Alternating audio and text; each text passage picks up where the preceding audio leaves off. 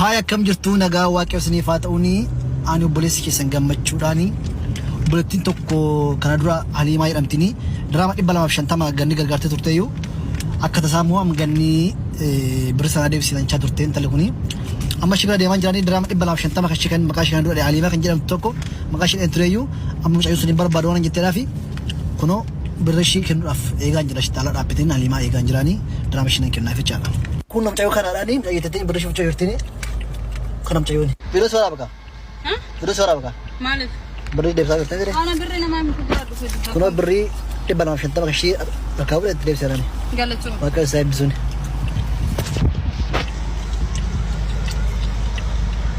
هيك أشياء بزوني جاني كرجعت تورتي أما مويا دشكافتي بريش دبسة رافي ما كان أشياء بزوني الدور أتيه واقع يشيت أقوتوف واقع سين نبين واقع فلان واسين نبيهم دقيسنايو Ashama harka fuudhee akkam jirtan hordoftoota chaanala kootii kan taatan marti keessanuu nagaan rabbii lafaaf iddoo jirtanitti isiniif haa baay'atu akkam turtan akkam isaa kana keessan an obboleettiin keessan nagaa guuturraa afaa qaba nageenya na bukkee ture isin birallee haa jiraatu isiniin jecha namoonni chaanala kanaaf haaraa taatan subscribe like gochuudhaan maatii kootti dabalama kan maatii koo turtan immoo hanga yoona yaadawwan garaagaraatiin na deeggaraa turtan galata guddaa na biraa qabdan isiniin jechuu jaaladha.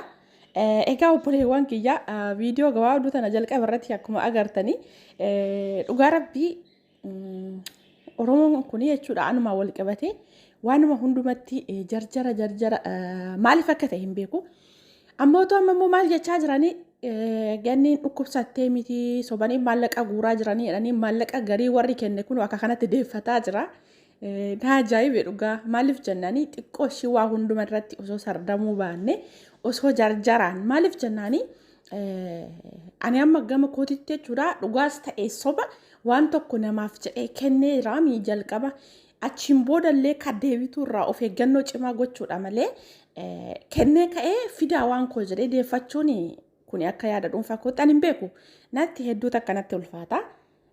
Maaliif akka ta'e hin beeku mucayyoon kun dhugaa hin deeffatte jedhee dhaqeetti bakka isheen jirtutti bakkuma dhaqee irraa fudhatti dhaqee deebisee fi gammeen jechuudha akkuma argaa jirtan kana walumaa galatti amma ajandaan ka'aa jiru sobaan guurramee maallaqni jechaa turan jechuudha ani hin beeku walumaa galatti gaafii natti ta'e dhugaan isin jedha maaliif jennaanii kana duras yaadatta yoo ta'e waa'ee Mubaarak irratti jechuudha Mubaarak Musammatis sobaan maallaqa sassaabbatee jechaanii turanii. Tibba kana mootuu Mubaarak deemee akka yaalamaa jiru viidiyoo tokko immoo argaa turre miidiyaa irratti jechuudha.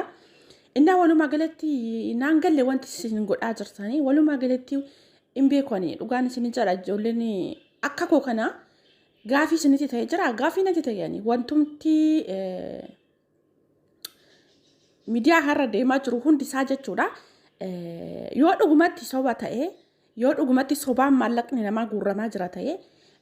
Maal gochaa jirtan mee amma isin jechuudha amma ta'e tokkotti isin nama hojjetatee maallaqa argachuu danda'u nama dalagatee lafa garaasaa ga'ee waa hunda argachuu danda'u keessattuu biyya keessa miti warri jirtan osoo warri biyya keessa jirullee akka kanatti accabaabbareet maallaqa guurrateedhanii rakkoon qabu rakkataniiti jireenya laalaniiti haalli qaala'insa Itoophiyaa keessa jiru jireenya jechuudha baay'ee ulfaataadha saniif akkas gochuu danda'an ammootu warri allarra jirtan iddoo hojii jirtanii jechuudha.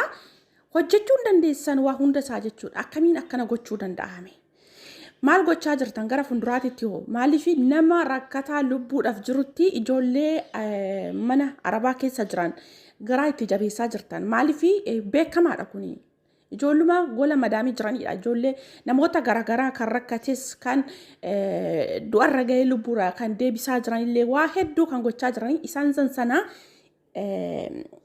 namoota hin biraatitti jechuudha maaliif jennaanii mucaa horii eegutu jedhan yeroo hunda faazariin koo maal jedha beektu irra deddeebi'ee dubbata waan kana bineensi na nyaata jedheeti iyya yeroo hunda jedhee gaafa namni dhaqee achi ga'e garuu soba iyya akkasumatti guyyaa 3 akkasitti iyya gaafa dhumaa har'a isin hin soba jedhanii mirmachuu fi dhiisanii garuu gaafa sana kanuma dhugaati mucaa sanaa bineensi nyaatee jedhan.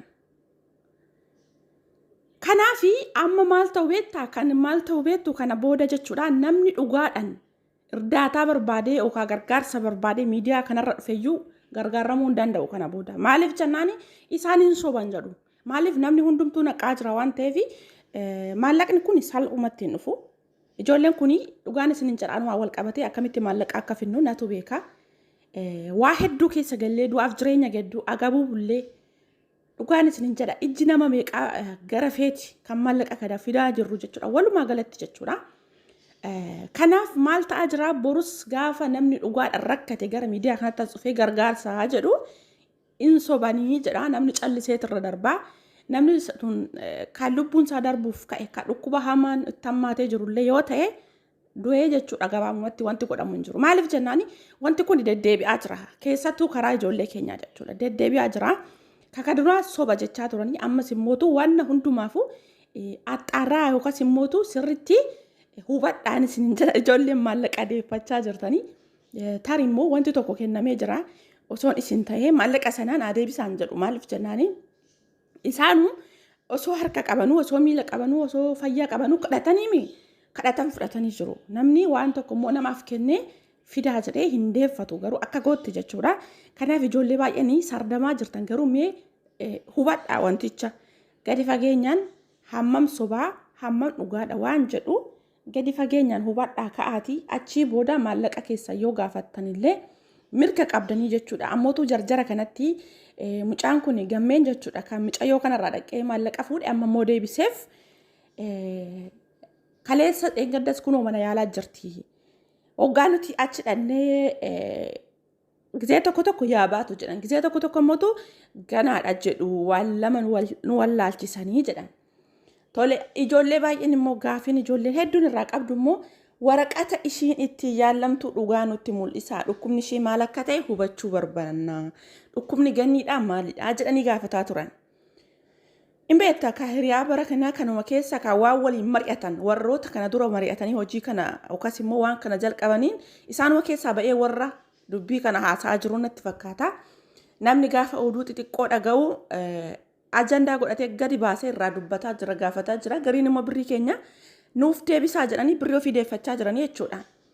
Kanaaf wanti sun hammam dhugaa ta'ee hammam soba ta'ee waan jedhu ijoolluma kun warra isaan shakkaa jirtan kana osoo hin taane ijoollee dhaqanii gaafataa jiran achitti.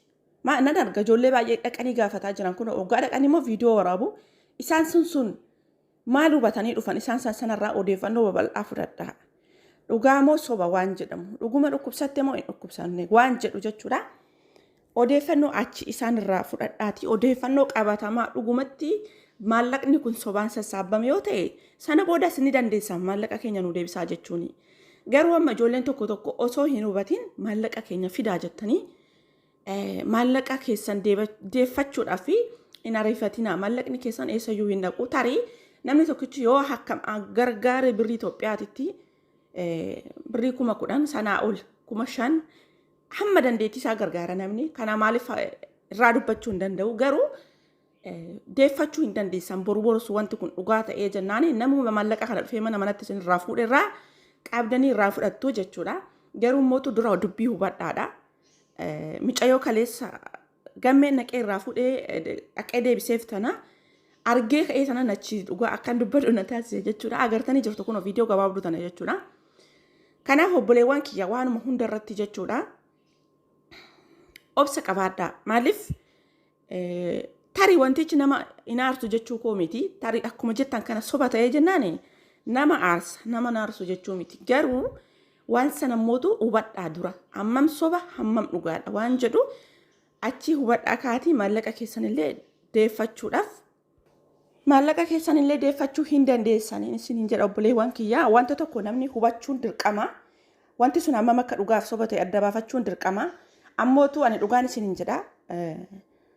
Hin beeku ijoolleen gola arabaa keessa jiranii garaan isaanii baay'ee laafadhaa maallaqaan nam kamiifuu akka isaan rakkataa tokko bira hin dabarre beekaniitu kana godhamu waan jedhu natti illee gaafii ta'e akkuma isinitti gaafii ta'e kanaaf iyyuu walumaa galatti kana booda namni lubbuuf jiru iyyuu akka hin gargaaramne gochaatidha kan jiran jechuudha.